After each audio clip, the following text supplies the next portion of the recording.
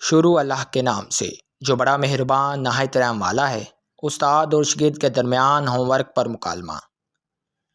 شاگرد استاد کو وائٹ بورڈ پر لکھتے ہوئے دیکھتا ہے اور کمرہ جماعت میں آنے کی اجازت طلب کرتا ہے۔ شاگرد: کیا میں اندر آ سکتا ہوں؟ استاد گھڑی کی طرف دیکھتے ہوئے: آج تمہارے پاس دیر سے آنے کا کیا بہانہ ہے؟ شاگرد: سر، صبح جلدی نہیں اٹھ پایا اس لیے کالج آنے میں دیر ہو گئی۔ استاد: تمہارا یہ بہانہ میں پچھلے ایک ہفتے سے سن رہا ہوں۔ شاگرد: سر، جب سے ماہانہ ٹیسٹ کا آغاز ہوا ہے تمام اساتذہ ہوم ورک اتنا دے دیتے ہیں کہ ساری رات ہوم ورک کرنے میں گزر جاتی ہے۔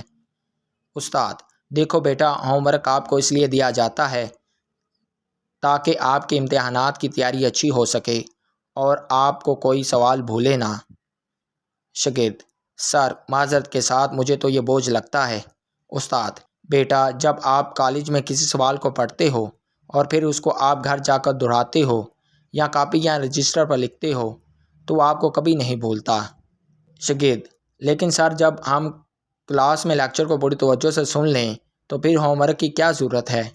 استاد: تمہاری بات کافی حد تک درست بھی ہے، لیکن بعض سوالات ایسے ہوتے ہیں جن کو بار بار دہرایا نہ جائے تو وہ ذہن سے نکل جاتے ہیں، اس لیے آپ کو کہا جاتا ہے کہ آپ گھر سے لکھ کر یا یاد کر کر آئیں۔